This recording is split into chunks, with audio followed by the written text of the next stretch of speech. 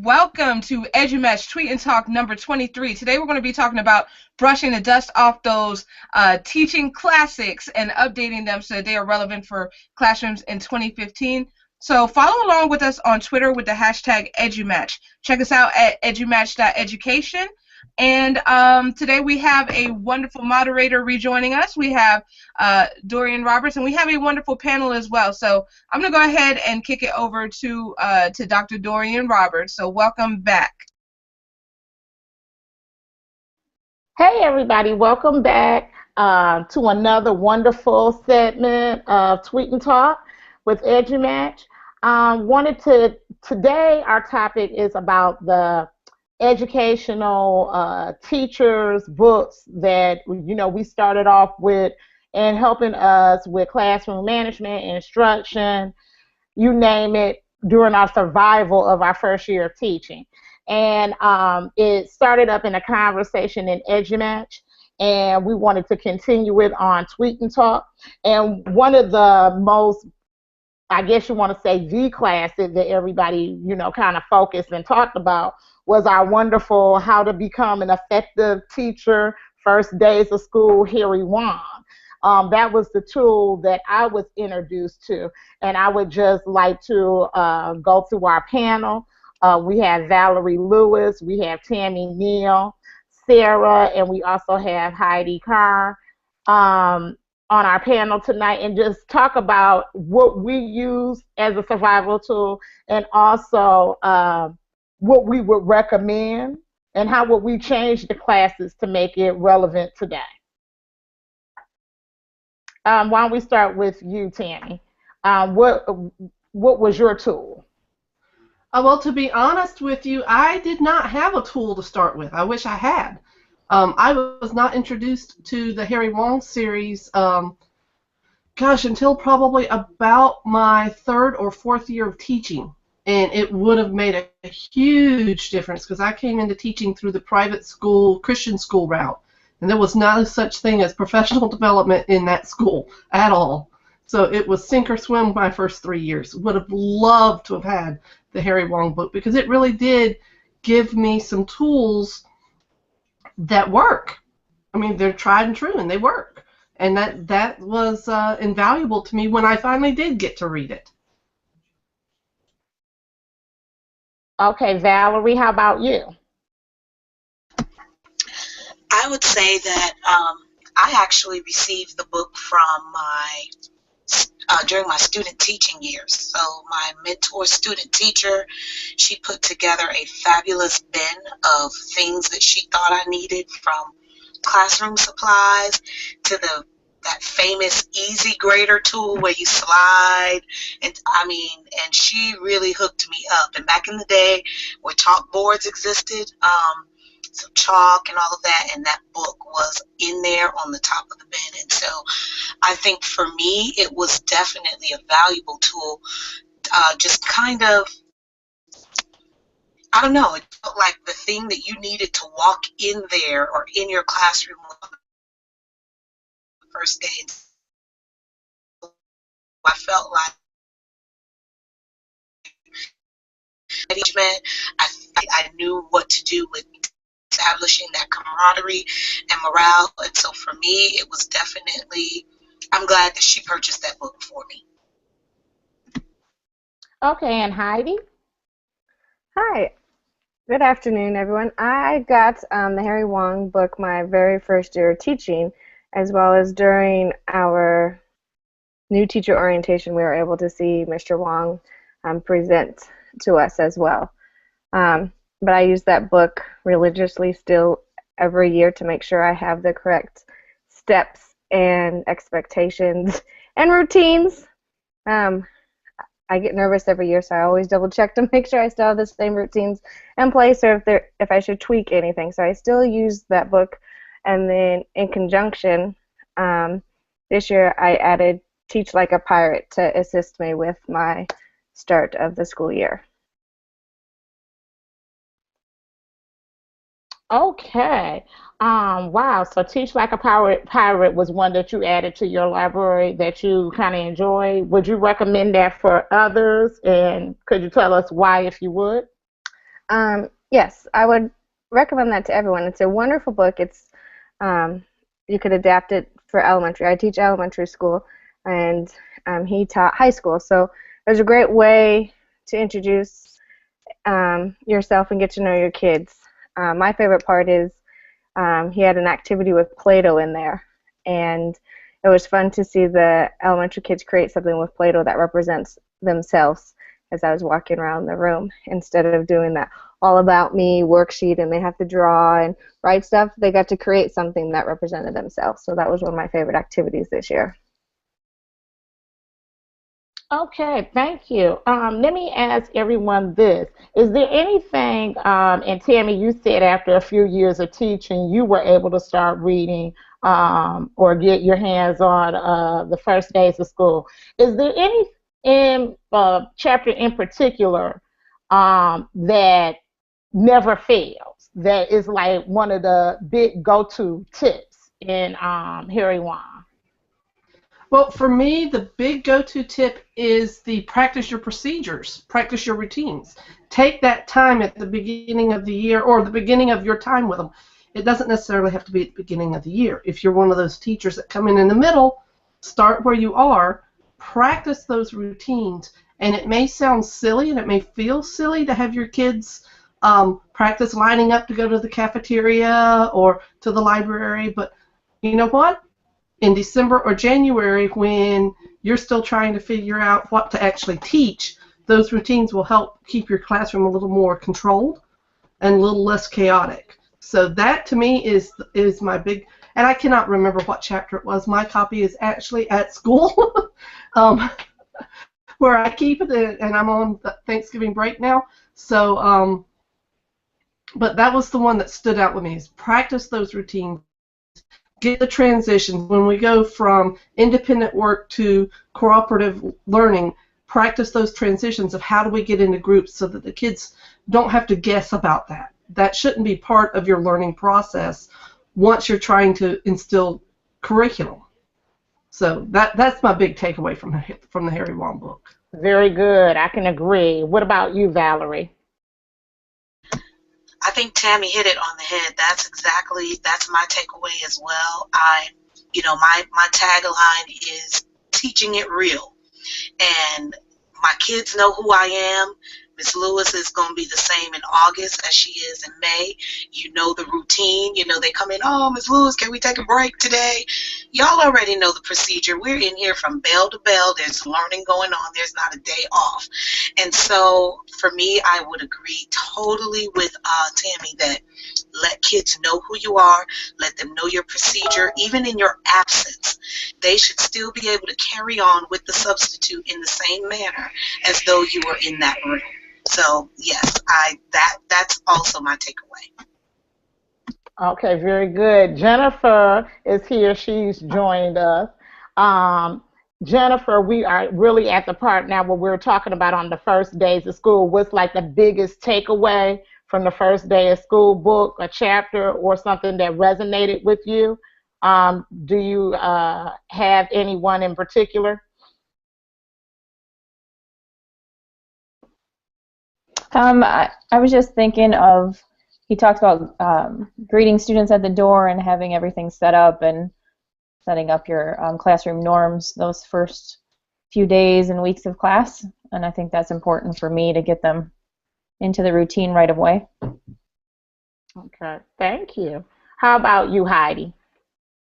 My favorite, I don't know exactly what chapter, is the procedure chapter, where it talks about things you don't think of, like sharpening pencils, your Kleenex or bathroom signals. Those are things that seem to be overlooked because we just don't think about them. But that is my favorite chapter. Writing notes, communicating with parents. I think those would be my two favorite that I refer back to every year. Okay, and in addition, I want our people on Twitter, please chime in. Please feel free to give us your opinion. What are the new classes that are out there that you guys really feel that would help a new beginning teacher? By all means, feel free to chime in.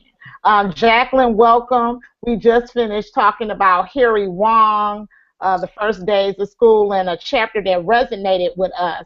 And I know because of a brief conversation that we had earlier, you hadn't had the opportunity to read Harry Wong, but you said that you read another book that helped you survive your first year of teaching. Would you like to talk about that? Hello, everybody. Sorry I'm tardy to the party. Yes, the Harry Wong, I was never given that because I didn't have a traditional entry into the classroom. I kind of went about a different path. So a lot of those classics that new teachers get, I missed out on, which I'm kind of grateful for because I didn't have a fixed mindset coming into it, and I didn't have set expectations, which allowed me to see it how I would just see it without any preconceived notions.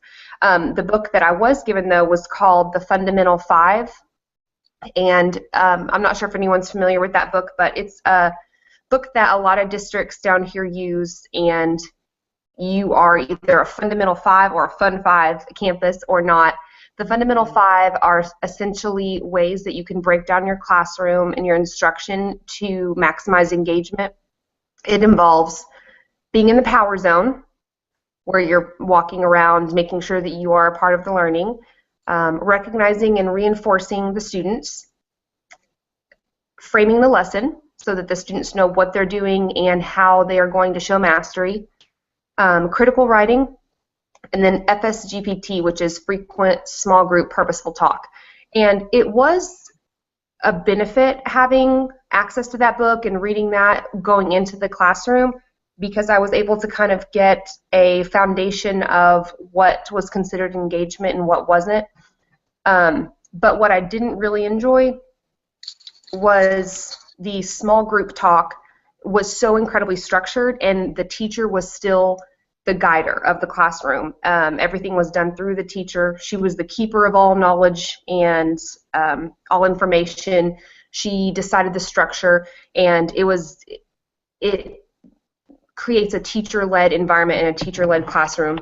And I firmly believe that should be given to the students. And it left very little for student voice. So that's something that I would adjust. If I could go back and change that, it would be implementing more student voice. Wow, wonderful, wonderful. Thanks for sharing that with us. Valerie, I understand you also have a book outside of the first days of school that you would like to chime in and recommend. Yes, this book probably would not even be considered a typical teaching book, but it was one that my mom gave to me. She's, a devout believer, and ironically, it was written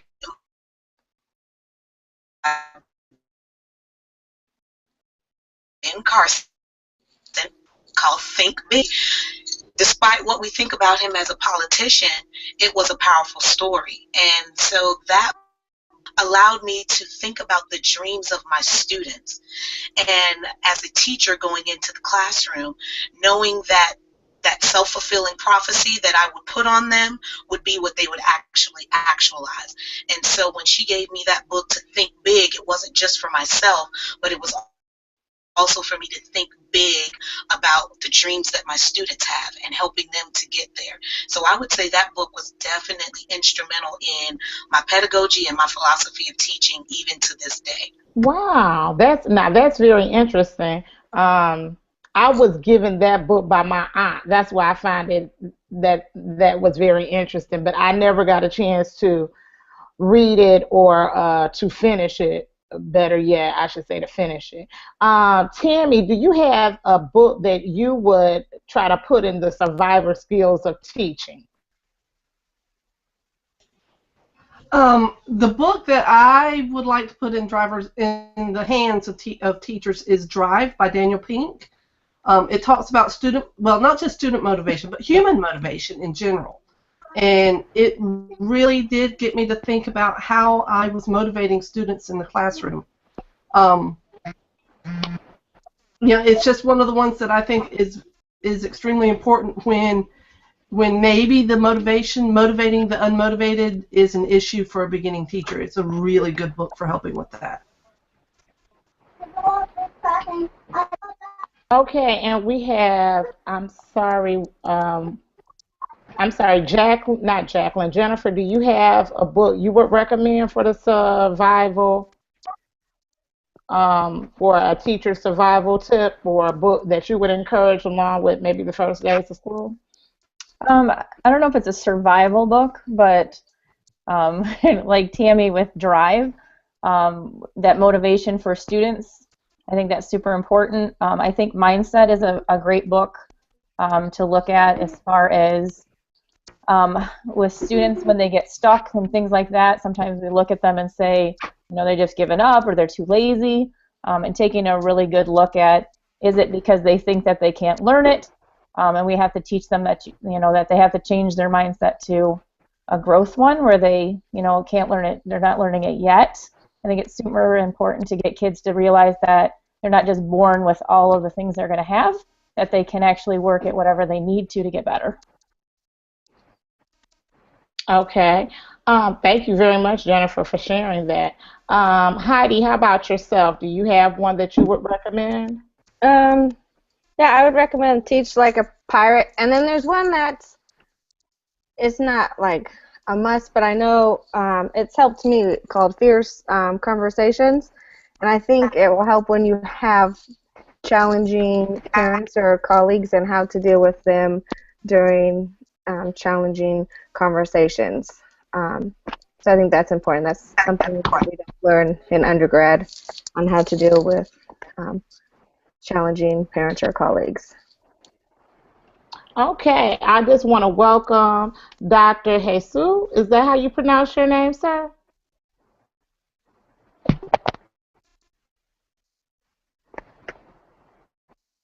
Okay, I think we're having just a little bit of trouble with his audio, but I want to take a question from our Q&A on Twitter. The question is, do you feel that the traditional programs help prepare student teachers for the classroom? Who would like to start off first? I know we all have our opinions about that. Who would like to start off first? By all means, Tammy, go right ahead. I think that's a resounding no. I think that they prepare most student teachers are prepared for a perfect classroom, which at 25 years I haven't found one yet. So, you know, and my daughter's preparing to be one, so I'm hoping I'm keeping her grounded. So, but no, I don't think that colleges and universities prepare for our students for the classroom at all. Valerie, would you like to follow up with that? Yeah, I think that unfortunately a lot of our pre-service teachers are coming out unprepared. Especially in the area of technology. I think that we're focusing a lot on the theory, but now when it comes to the application and the classroom management, those things are out the window. So I think university programs need to revisit their whole curriculum and setup, and maybe equipping teachers with a stronger foundation. I agree with you wholeheartedly. I know whenever I have a student teacher in my room, one thing that I feel that universities do not do is help with the structure of classroom management. And I throw them right in, sink or swim. That's the first thing you need to do before you can teach any type of content. Jacqueline, do you have anything that you would like to add to that? Jacqueline actually took a alternate certification route to teach. So what do you think? Well, my background and my previous profession before I stumbled into teaching was all about behavior. And so my go-to resources for new teachers and for student teachers, I always prefer the behavior management, the classroom management, the positive reinforcement. I believe strongly in relationships between the teachers and the students, and I really think that the climate of the classroom is a huge indicator of how successful you're going to be in a lot of what you do. And the Love and Logic series is something that I think has a lot of value. Of course, there's always going to be something that I would tweak if I could, and I definitely make it my own in my classroom. But the Love and Logic helps with new teachers, how they interact with the students, because I think they come into it with very much a survival mentality and a me versus them, not necessarily in a negative way, just in a I need to make it through my first year, if I can just make it through today.